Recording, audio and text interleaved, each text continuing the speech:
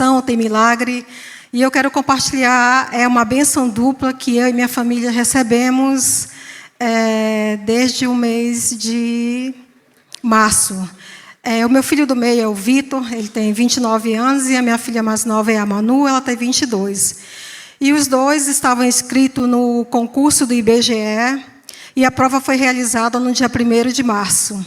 E 2 dias antes, a Manuela havia me falado que não iria fazer a prova porque ela não tinha estudado o suficiente e também não é a área dela, né? E ela disse assim: mamãe, eu estudei 0 dias. Eu disse: não importa, você vai fazer. Mas mamãe, eu disse: Manuela, me obedece. A palavra do Senhor diz que é melhor obedecer do que sacrificar. A prova foi feita no dia 1º de março e no dia 7 de abril saiu a primeira listagem. Nesse dia 7 é que eu vim saber que só eram 2 vagas e que eles haviam feito a inscrição para a cota indígena. E o Vitor tirou em primeiro lugar, a Manuela em segundo. De 60 questões, ele acertou 50 e ela acertou 41. Faltava a segunda fase, que era a entrega de documento, comprovando que eles são descendentes, têm etnia indígena, né? E como é que entra essa questão de indígena na minha família? O sogrão, hoje, que já é falecido, ele era peruano e pertencia à tribo Cocama do Peru. Então, por isso, os meus filhos têm essa descendência. Mas como é que iria comprovar isso no documento?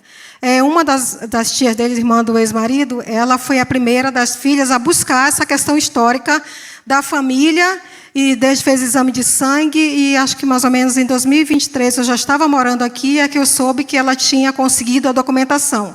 Aí os meus filhos também queriam também ter essa certidão, né, comprovando a descendência, porque eles têm projetos para estudar no exterior, e quando você pertence a uma etnia, as portas se abrem.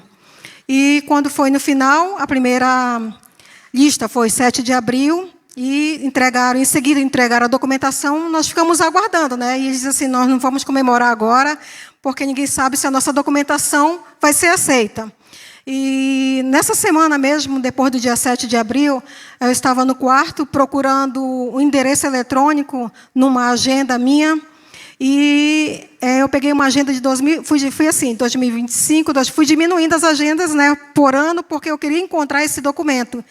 E eu estava na agenda de 2023, e nessa hora a Manuela entra no quarto, eu estava com uma página aberta, e ela disse: o que a senhora está procurando, mamãe? Eu disse: eu estou procurando um endereço eletrônico que eu não sei onde está. Aí eu olhei para a página da minha agenda, estava lá escrito assim, eu disse assim: Manuela, leia exatamente o que está escrito nesta página. Está lá no dia, na data, e disse assim: neste dia eu sonhei que a Emanuela passava no concurso público. E isso está anotado numa agenda de fevereiro de 2023, eles fizeram a prova em março de 2026, e nós ficamos aguardando, né?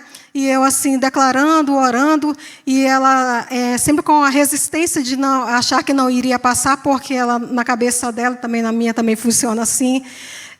A fé sem obra é morta. Ela não estava estudando para esse concurso e tinha a questão da documentação. No dia 26 de maio, saiu a terceira lista, já foi publicada no Diário Oficial. Os 2 são oficialmente agora funcionários do BGE, vão ser contratados como supervisores. Eu digo assim: vocês não vão ser nem peão, né? Já vão entrar como supervisores. E aí, estava esperando ser chamado, porque o nome já tinha sido publicado, toda a documentação já tinha sido mandada. E nessa primeira semana do mês de junho, o IBGE entrou em contato com o meu filho, o Vitor, pediu outros documentos e já abriu um grupo pelo WhatsApp, que foram chamados 21 dos aprovados, sendo 11 supervisores e 10 recenseadores. A Manuela não foi chamada ainda, né? E assim, ela ficou feliz, porque como ela está de viagem marcada para Manaus, para ver a nossa família lá, e também ela está na faculdade, e tem alguns dias que ela faz faculdade integral. Então, nesse momento, ela não saberia como iria conciliar o trabalho e a faculdade, né? E agora, na quarta-feira, o Vitor já começa um treinamento. A gente nem esperava que ele fosse ser chamado tão rápido, porque tem alguns critérios, né? Tem concursos públicos, mesmo que você tire em primeiro lugar, você tem que esperar um tempo. E em menos de 15 dias, ele foi chamado, vai passar por um treinamento. Por ter tirado em primeiro lugar, ele pôde escolher o que ele queria trabalhar lá dentro do IBGE, né? E ele escolheu cartografia. E, assim, nós estamos extremamente felizes, eu, o pai dele, apesar de divorciados, como pais, nós queremos o melhor para os filhos. E eu tenho orado, eu espero, num momento mais breve, poder contar que os meus filhos estão voltando para a presença do Senhor. Deus tem sido fiel em cumprir, né, o propósito dele na minha vida. Eu tenho muitas promessas do Senhor. E ainda que eu veja que o coração deles, nesse momento, está um pouquinho desviado dos caminhos do Senhor, eu digo para eles assim, não, a senhora sabe que nós somos ateus. Eu disse, oh meu Deus, não sabe o que é um joelho dobrado, orando há 32 anos, porque o meu filho mais velho vai fazer 32 anos, buscando a face do Senhor e declarando que os meus filhos são do Senhor Jesus. Se o Senhor resolver me levar, eu sei que o Senhor vai cumprir a promessa dele, porque ele não é homem para que mintas, e nem filho do homem para que se arrependa. Eu creio que o Senhor é fiel, e o nome do Senhor vai ser proclamado, vai ser glorificado na vida de cada um deles. Deus tem os seus caminhos de nos alcançar, né, de trazer aqueles que ainda não conhecem a palavra, aqueles que estão desviados por qualquer que seja o motivo, mas como mãe eu tenho declarado que os meus filhos são do Senhor Jesus. A palavra do Senhor diz que todo joelho se dobrará, toda língua confessará que Jesus é o Senhor, e eu sei que ele vai se cumprir. Né? E com relação, eles disseram assim, esse não é o meu projeto de passar no concurso público. E o Senhor me trouxe à memória que nós fazemos planos, mas a resposta vem do Senhor. Então eu creio ali que ele pode encontrar pessoas que são tementes a Deus, que podem trazer palavras, né? O Senhor pode usar as pessoas para falar do amor dele, e eu creio que o propósito vai se cumprir.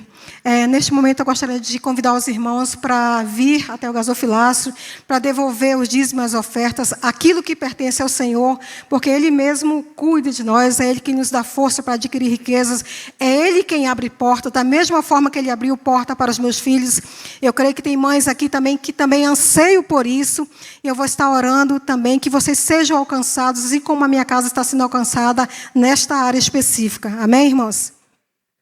Senhor, no nome de Jesus, aqui está a tua noiva, os teus filhos, aqui tem mães, tem pais que oram incessantemente pelos seus filhos, pela conversão, pela libertação, por portas abertas. Meu Deus, toma o teu lugar, que cada homem, cada mulher aqui, Senhor, esteja com um coração sensível à tua voz, a devolver aquilo que te pertence, a clamar pelos seus filhos, para que o Senhor cumpra o propósito que cada um já está destinado nesta terra, Senhor, que enquanto estiver passando por aqui, eles sejam libertos, sejam curados, sejam homens e mulheres cheios do teu Espírito Santo, para o louvor do teu santo nome, em nome de Jesus, amém.